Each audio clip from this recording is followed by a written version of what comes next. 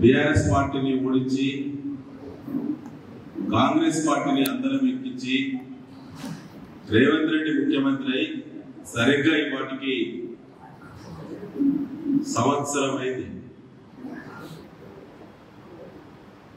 అదే సందర్భంగా నర్సంపేటలో కూడా కాంగ్రెస్ పార్టీ ఎమ్మెల్యేను నియోజకవర్గ ప్రజలు గెలిపించారు. మనకు ఆదరణ ఆనాడు దొరకలేదు. ఈ సంవత్సరమైన సందర్భంగా నర్సంపేటకు ఏమొచ్చింది, నర్సంపేటలో ఏ వర్గానికి ఏమొచ్చింది,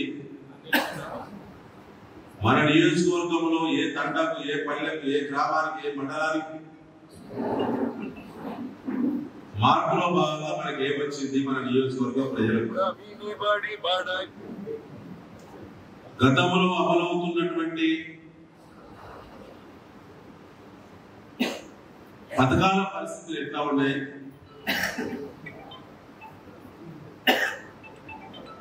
ఒకసారి అందరికీ తెలియపరచాలి. నియోజకవర్గానికి వచ్చినటువంటి లాభాల కంటే కాంగ్రెస్ పార్టీ నర్సంపేట నియోజకవర్గ అభివృద్ధిని నడ్డి విరిచింది నిజమని చెప్పడానికి వాళ్ళ నిరసన సమావేశాన్ని మనం ఇక్కడ నిర్వహించుకోవడం జరుగుతా ఉన్నది. ఆనాడు ప్రతి డిపార్ట్మెంట్ లెవెల్లో ఉండేది. ప్రతి పల్లెలో, ప్రతి గ్రామంలో, ప్రతి తండలో అభివృద్ధి పనులు చురుగ్గా మన గడ్డి ముందు అవ్వబడేది. అన్ని వర్గాల ప్రజలకు సంబంధించిన సంక్షేమ పథకాలు, ముఖ్యంగా రైతాంగానికి సంబంధించినటువంటి పథకాలు ఈ రాష్ట్రంలోనే అద్భుతమైనటువంటి పథకాలు కూడా నర్సంపేటలో మన రైతాంగానికి కూడా అందుబాటులో ఉండేది. మనమే సాక్ష్యం, మనందరూ కూడా మీరందరూ కూడా అందులో పాల్గొన్నారు. కానీ ఇవాళ ఒక్కసారి సమీక్షించుకుంటే ఆనాటి పరిస్థితులకు ఈనాటి పరిస్థితులకు ఏ గ్రామం చూసినా ఎక్కడైనా మనం తెచ్చినటువంటి పనులు అక్కడక్కడ నడిపినట్టు ప్రయత్నం చేస్తా ఉన్నారు కాంగ్రెస్ పార్టీ ప్రతినిధులు. కానీ చాలా నిధులను, సుమారు 450 కోట్ల రూపాయల నిధులను, నర్సంపేట నియోజకవర్గానికి వచ్చినటువంటి నిధులను ఇవాళ సద్వినియోగం కాకుండా అడ్డుకున్నటువంటి పార్టీ కాంగ్రెస్ పార్టీ నర్సంపేటలో. ప్రతి గ్రామ పంచాయతీకి సంబంధించిన, ప్రతి పల్లెకు, ప్రతి హామ్లెట్కి సంబంధించినటువంటి నిధులు ఎన్నో కొన్ని వెనక్కి పంపించారు కాంగ్రెస్ పార్టీ ఎమ్మెల్యే వైఖరి వల్ల. చాలా నిధులను రద్దుపరిచింది. కొన్ని నిధులను, జీవోలను, అందులో మన పేరు ఉండొద్దని జీవోలను మార్చి మళ్ళీ అవే నిధులను తీసుకొచ్చి టెండర్లు కూడా వేసుకున్నారు.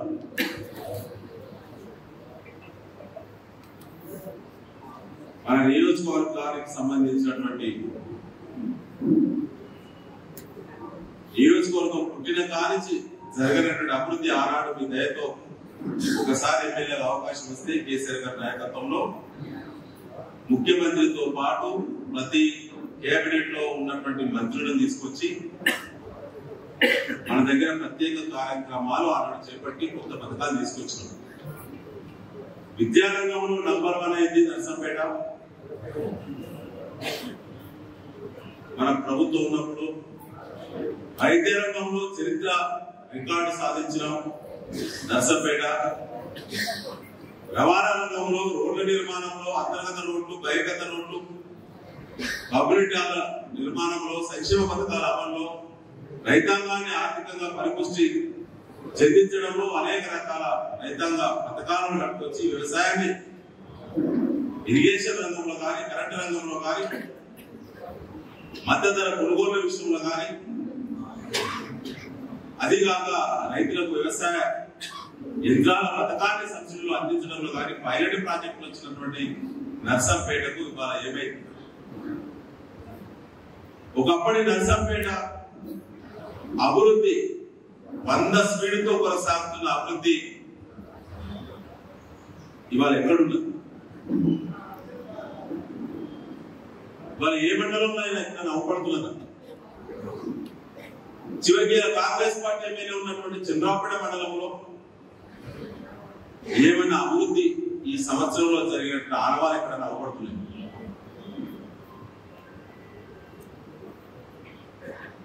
ఒకటేసారి కడిగేసినట్టే, గుడ్డలి కార్డు పట్టంటే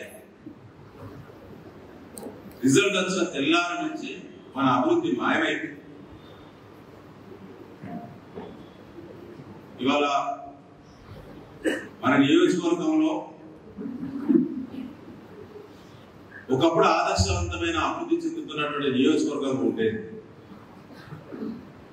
మన పార్టీ కేసీఆర్ గారు మనం చెప్పింది ఒకటే మూల సూత్రం, ప్రశాంతత ఉన్నటువంటి దగ్గర మాత్రమే అభివృద్ధి జరుగుతుంది, పవిత్రత ఉన్న దగ్గరనే దేవుడు ఉంటాడు. ఇలా ప్రశాంతత చెడిపోయింది నర్సంపేట ప్రాంతంలో. వాళ్ళ అరాచకాలు పెరిగినాయి. 27 డిపార్ట్మెంట్లు లైవ్ లో ఉండాలి. డిపెండెంట్ డిపార్ట్మెంట్స్ కాదు, ఇండిపెండెంట్ డిపార్ట్మెంట్స్ 27 డిపార్ట్మెంట్లు లైవ్ లో ఉండాలి. మన ప్రభుత్వం ఉన్నప్పుడు నర్సంపేటలో ఆనాడు పాలన జరుగుతున్నప్పుడు ప్రతి డిపార్ట్మెంట్ సంబంధించిన యాక్టివిటీ ఉండేది, దానికి సంబంధించిన రిప్రజెంటేషన్ కూడా వచ్చేది మనకి. కానీ వాళ్ళు మాత్రం ఒకటే డిపార్ట్మెంట్ పనిచేస్తుంది నర్సంపేటలో, ఒక పోలీస్ డిపార్ట్మెంట్ మాత్రమే పనిచేస్తా ఉన్నది. అది కూడా కాంగ్రెస్ వ్యతిరేకంగా ఉన్నటువంటి ప్రజలను అణిచివేసే విషయంలో మాత్రమే. తప్పుడు కేసులు పెట్టే విషయంలో మాత్రమే, చట్టాలను ఉల్లంఘించి తప్పుడు కేసులు పెట్టి మన పార్టీ నాయకులను అవమానించేటువంటి సందర్భాల్లో మాత్రమే సాధారణమైనటువంటి అడ్మినిస్ట్రేషన్ నర్సంపేట లేదు. ఇవాళ లా అండ్ ఆర్డర్ పూర్తిగా వైఫల్యం చెందింది, విపరీతమైనటువంటి అవినీతి. ఇలా ల్యాండ్ కబ్జాల విషయంలో, దాంతో పాటు గల అనేక బ్లాక్ దందా విషయంలో కూడా దొంగలు, పోలీసు, అధికార పార్టీ వాళ్ళు కలిసి పంచుకునేటువంటి నీచమైన సంస్కృతి వాళ్ళ నర్సంపేటలో జరుగుతా ఉంది. ఒకప్పుడు ఎమ్మెల్యే కార్యాలయం అంటే అన్ని పార్టీలకు అన్ని వర్గాలకు అనువైనటువంటి వేదిక. ఇవాళ ఎమ్మెల్యే క్యాంప్ ఆఫీస్ కూడా ఎక్కడదో ప్రజలకు తెలియలేని స్థితికి ఇవాళ నర్సంపేటలో మనందరూ చూస్తా ఉన్నాం. మార్పంటే గతంలో ఎమ్మెల్యే క్యాంప్ ఆఫీస్ ఉన్నటువంటి క్యాంప్ ఆఫీస్ లో అడుగు పెట్టకపోవడమా? మార్పంటే ఆనాడు మనం తెచ్చినటువంటి జీవోలను రద్దు చేసి అవేటప్పుడు కొత్త జీవో రూపంలో తీసుకొచ్చి నీ సొంతానికి కాంట్రాక్టుల కోసం, అధికార పార్టీ నాయకులు సొంత కాంట్రాక్టుల కోసం మీరు టెండర్లు దక్కించుకోవడం.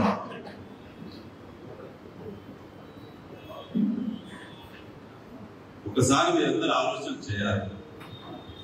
మనం కూడా గతంలో 5 సంవత్సరాలు గ్రామ స్థాయి నుంచి ముఖ్యమంత్రి గారి వరకు ఏకపక్ష పాలన మనందరూ చూసినాం. కానీ ఇట్లా చెంబు మీద కూర్చులేక మన పార్టీ కార్యకర్తలు కానీ మన నాయకులు కానీ ఎక్కడ కూడా హద్దు దాటలేదు, చట్టాలను గౌరవించినాం. ఎక్కడ కూడా ఎవరు ప్రతిపక్ష పార్టీలో చేసినటువంటి వ్యవస్థ మీద ఎక్కడ ఎవరు కూడా దాడులు ఎట్లా పడితే అట్లా ఎవరు ఎక్కడ ప్రవర్తించలేదు మన వాళ్ళు. కానీ వాళ్ళు ఏమవుతున్నది, పోలీస్ స్టేషన్లకు 20 ఏళ్ల కింద 30 ఏళ్ల కింద అన్నదమ్ములు పంచుకున్నటువంటి భూల విషయంలో కూడా పోయి తిరిగి అన్న కాకుండా తమ్ముడు గెలుపుతాను, తమ్ముడు కాకుండా అన్న గెలుపుతాను, పిటిషన్ పట్టుకొని ఇస్తాను. ఇచ్చిన తర్వాత నువ్వు మాట్లాడుకుంటారు. చిన్నప్పటికి 30 సంవత్సరాల కింద కాగితాలు ఉండవు, చదువు రానటువంటి కుటుంబాలు ఉంటాయి. ఇలా గెలిగిన తర్వాత ఏమవుతున్నది, పోలీసులు ఏం చెప్తున్నట్టు మీరు మాట్లాడుకోవాలా, మీరు మాట్లాడుకుంటే మాత్రం కేసు అయితే అంటున్నారు. భయంతో అధికార పార్టీ నాయకులకి ఇంత, పిటిషనర్కి ఇంత, పోలీసులకి ఇంత. ఇది నర్సంపేటలో జరుగుతున్నటువంటి పాలన. ఇవాళ ఈ మన నియోజకవర్గ ఈ నిరసన సమావేశం ద్వారా కాంగ్రెస్ పార్టీ పాలన సంవత్సరమైన సందర్భంగా ఇవాళ ఒకసారి సమావేశంతో అడగదలుచుకున్నాను.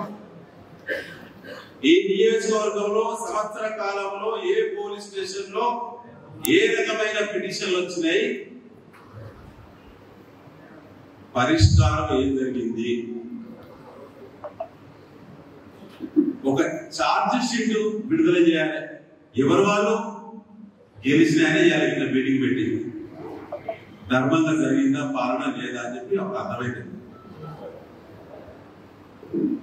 చేస్తారా కాంగ్రెస్ పార్టీలో మీటింగ్ పెట్టి ఇట్లా చేస్తారా?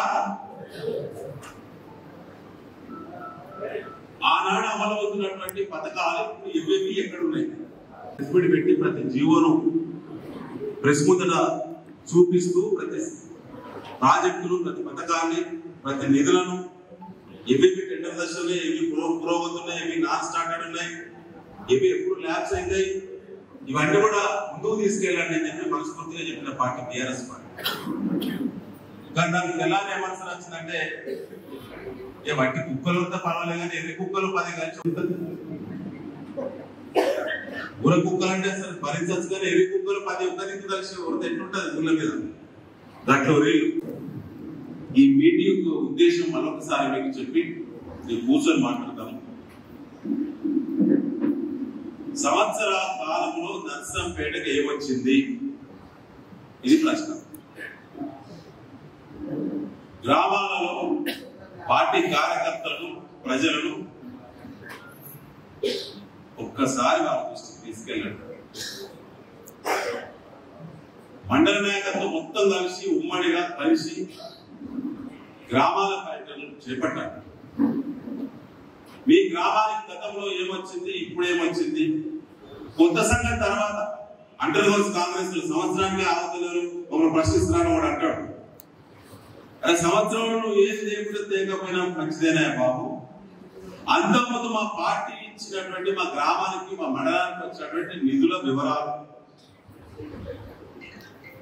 చెప్పుకుంటూ ఇప్పుడు ఆ నిధులు పరిమితికి అయితే లేదు,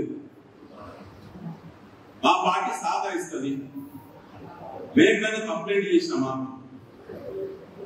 మేఘన అడ్డుకున్నామా, మేము తెచ్చిన కాబట్టి మా పార్టీలకి కాంట్రాక్టులు కావాలని మేము ఎక్కడైనా మీకు ఏమైనా ఇబ్బంది పెట్టినామా? గ్రామాల వారిగా ఏ గ్రాంట్, ఏ జీవో ద్వారా, ఏ పథకము, ఎన్ని రకాల నిధులు, ఎన్ని రకాల పనులు మీ గ్రామాలలో అవన్నీ కలిపి మీ మండలంలో తెచ్చి నిల్వ పెట్టినమో వివరాలన్నీ కూడా ఇవాళ పార్టీ మీకు అప్పగించడం జరుగుతుంది. మీరు వాటిని పట్టుకొని గ్రామాల దయచేసి పోవాలండి. ఒక వాటిలో సిసి రోడ్ ఇచ్చినాం, వాళ్ళకి తెలియవచ్చు తెలియకపోవచ్చు, దానికి సంబంధించిన జీవో అప్పుడు మనం ఇచ్చినటువంటి నిధుల వివరాలు పట్టుకొని మీరు ఆ వార్డు పోవాలి, ఇంటికి చెప్పాలి. అయ్యా ఆనాడు మా ఎమ్మెల్యే ఉన్నప్పుడు ఇచ్చిండు, ఇవాళ అధికార పార్టీ వాళ్ళను గ్రామాల్లో అడగండి, నిలదీయండి. ఎందుకు ఈ పనులు ఆగిపోయేదో సమాధానం చెప్పాలని చెప్పి మీరు అడగాలి తప్పకుండా. ఇవాళ మన నియోజకవర్గంలో ఉమ్మడి వరంగల్ జిల్లాలో ఏ నియోజకవర్గంలో లేనటువంటి నిధులు, నిల్వలు ఎక్కువగా ఉన్నటువంటి నియోజకవర్గం నర్సంపేట. ఇవాళ అవన్నీ అయిపోయింది. కొన్ని మధ్యలో మంజూరు తీసుకొచ్చాడు మాధరెడ్డి గారు. మనం తెచ్చినటువంటి పనులు టెండర్లు అయి అగ్రిమెంట్ అయి పనులు పురోగతున్నటువంటి ఒక 40 తండాలకు డాబర్ రోడ్లు ఇస్తే, 40 తండాలంటే ఇటు నుంచి అప్పుడంటే 40 ఇంటూ 2 తండాలు 80 తండాల కనెక్టివిటీ రోడ్లు ఇస్తే నేను టెండర్లు కూడా అయిపోయినాయి, అప్పుడు పనులు కూడా ప్రారంభమైనాయి. ఆ పనులను రద్దు చేసిండు. ఆ పనులను రద్దు చేసిండు. రద్దు చేయాలని ఈ నియోజకవర్గ ప్రజలు మార్పులో బాగా ఆయనకు ఎమ్మెల్యే అధికారం ఇస్తే మొట్టమొదటి ఉత్తరం ఆయన విడుదల చేసింది ఏంటిది అంటే ఆ 40 తండాల రోడ్లు రద్దు చేసి 2 పెద్ద రోడ్లు పెట్టాలని ప్రతిపాదించిండు. ఇది ఉత్తరం.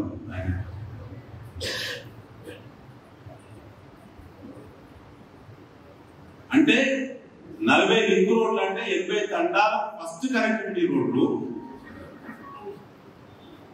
ఆనాడు మన ప్రభుత్వం ఉన్నప్పుడు ఒక్క చిన్న ఆమ్లెట్ కూడా 10 ఇళ్లున్న తండా కూడా బీటీ రోడ్డు లేకుండా ఈ నియోజకవర్గంలో ఒక పల్లె ఉండదని, ఒక బీటీ రోడ్డు ఉంటే 2ది ఇచ్చినా, 2ది ఉంటే 3ది ఇచ్చినా, 3ది ఉంటే 4ది ఇచ్చినా.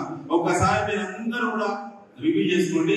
బీటీ గ్రామాలకు కొత్త రోడ్డు మంజూరు ఇచ్చినమా లేదా? ఇచ్చినమా లేదా? ఇవాళ 80 తండాలకు సంబంధించిన రోడ్డును దొంది మాధవరెడ్డి గారు రెడ్డి మీద వారు ఈ రాష్ట్ర ప్రభుత్వానికి రాష్ట్ర లేక అవి రద్దు చేయమన్నాడు. రద్దు చేస్తే వచ్చిన నిధులు ఎంత అంటే 40 కోట్లు. ఇప్పుడు 40 కోట్ల రూపాయలు ఏం చేసిందంటే 2 రోడ్లను ప్రతిపాదించిండు ఆర్ఎంపీ డిపార్ట్మెంట్ లో. ఆర్ఎంపీ శాఖ ద్వారా 2 రోడ్లను ప్రతిపాదించిండు. అప్పుడు ఈ తండాల రోడ్లు కూడా నేను ఆర్ఎంపీ డిపార్ట్మెంట్ తీసుకొచ్చిన. కొంతమందికి తెలియదు, నాకు చాలా కూడా తెలియదు. నా ద్వారా తెలుసుంటుంది ఆయనకు. ఆర్ఎంపీలో కూడా ఎస్టీ తండాల రోడ్లు ఇద్దరని ఆయన కూడా తెలియదు. ఆయన కాంట్రాక్టర్ సీనియరే కానీ ఆయన తెలియదు, అంత లేదు. ప్రతి డిపార్ట్మెంట్ లో ఎస్టీ జనాభా దామాష ప్రకారంగా స్పెషల్ డెవలప్మెంట్ ఫండ్ ఉంటుంది.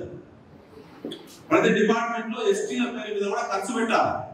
ఆర్ఎంపీలను ఎందుకు పెట్టామని చెప్పి నేను ప్రశ్న అసెంబ్లీలో లేపితే, నేను అంత పంచాయతీ తయారు చేయగానే ప్రతిపాదన చేయమంటే గవర్నమెంట్ నర్సంపేట తండాలకు ఆర్ఎంపీ డిపార్ట్మెంట్ లో 40 కోట్ల రూపాయలు ఇచ్చింది. అందుకే ఏం చేసిందంటే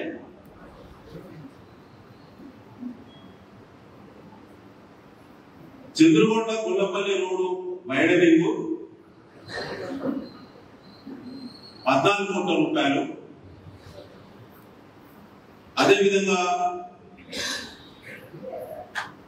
పాపాయపేట తిమ్మరాపేట రోడ్డు 18 కోట్ల రూపాయలు. ఈ తండాల రోడ్లను రద్దు చేసి 2 రోడ్లను ప్రతిపాదించిన. ఇది పాలన అసెంబ్లీ. ఈ 2 రోడ్లు మనం ఏం చేద్దామా, మనం ఆ 2 రోడ్లు ఇచ్చే ఆ 2 రోడ్లు కూడా కొత్త రోడ్ల నిర్మాణం మన గవర్నమెంట్ లో మనం ఉండి నిలబడి రోడ్డు నిర్మాణం చేసే, కానీ వాటిని వైడనింగ్ చేయాలి, పెద్దగా చేయాలి. నేను మళ్ళంటానే వాళ్ళ ఈ సభ ద్వారా అవి 2 వైడనింగ్ చేయాలి, వెడల్పు చేయాలి, రవాణా పెరగాలి. కానీ 80 తండాల గిరిజనుల నోట్ల మట్టెందుకు కొడుతుంది కాంగ్రెస్ పార్టీ? ఇదేనా అధికారం అంటే? చాతనైతే కొత్త ప్రతిపాదన తీసుకురావాలి కదా, చాతనైతే కొత్తగా నిధులు మంజూరు తీసుకొచ్చి రోడ్లను వెడల్పు చేయాలి కదా. వాటి కూడా చేసినా కదా గతంలో మా శక్తి మేరకు, ఇప్పుడు కూడా చేయాలని అంటున్నాం కదా. ఇది ఒక గొప్ప మంజూరు, మొత్తం మార్పులో భాగంగా కొత్తగా వచ్చిన మంజూరు ఇది. అయితే ఇలా మతలం ఏంటంటే ఈ 2 రోడ్లు 80 తండాల రోడ్లు రద్దయినాయి. ఆ 40 కోట్ల రూపాయల ఆయన ప్రతిపాదించిన 2 రోడ్లకు జీవోలు వచ్చినాయి, వాటి టెండర్లు అయినాయి. ఎవ్వరూ టెండర్లు వేయకుండా మాధవరెడ్డి గారి సొంత ఏజెన్సీ శ్రీమాత కన్స్ట్రక్షన్ పేరు మీద 2 రోడ్లను టెండర్లు కల్పించుకున్నాడు. అర్థమైంది అందరికి? ఇది మార్పు నర్సంపేట.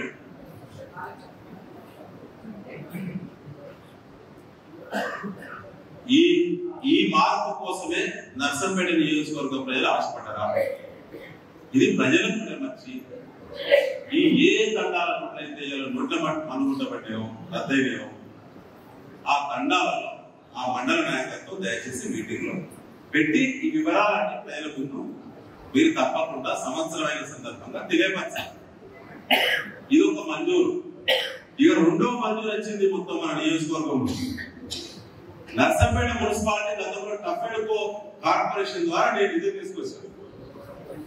అప్పుడు ఏం మాట్లాడిన వాళ్ళని అప్పు నర్సంపేట ప్రజలకు చుట్టు కింద పడుతుంది, ఈ నిధులన్నీ కూడా మనమే కట్టాలి, మన ఆస్తులు వేరే పెడతారు అని ప్రెస్ మీట్ పెట్టిన మహానుభావులు